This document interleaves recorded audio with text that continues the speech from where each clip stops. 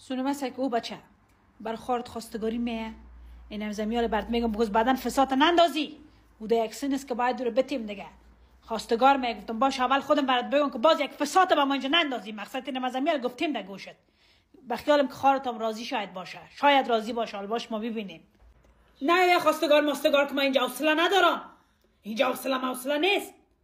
خواستگار ماستگار اینجا پای خود نمانه که پایش بر قلم میکنم برای نشناختی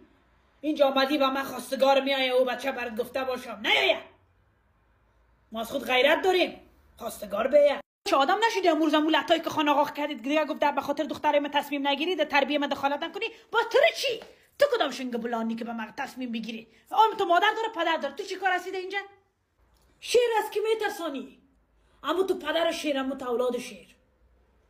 خانقا را سرم خانقا اول خودشو داماد بعد لط میکنه از خانه میپرته بیرون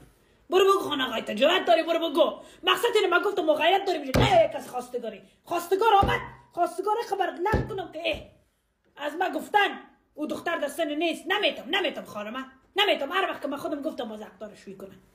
مسای کو من میتمش دست پایتم خلاص دست راستم خلاص من میتمش من او خانقا میتمش که خدا کنه تو خود اینجا بکشی که خدا بکشی ما میتیم دختر از ماست تو از توست دختر توست دختر ماست و تو نکو باش خانقا بیواز مکت کار دارم ماندمش که بازم یه هر شب جمعه قد با ما بیایده اینجا قد با ما تکت اینجا باشه قد تا خوابا ما گیر کنم نمیتم خارم برو قومایت نگی دیگه کلش قومایت خواستگاری میه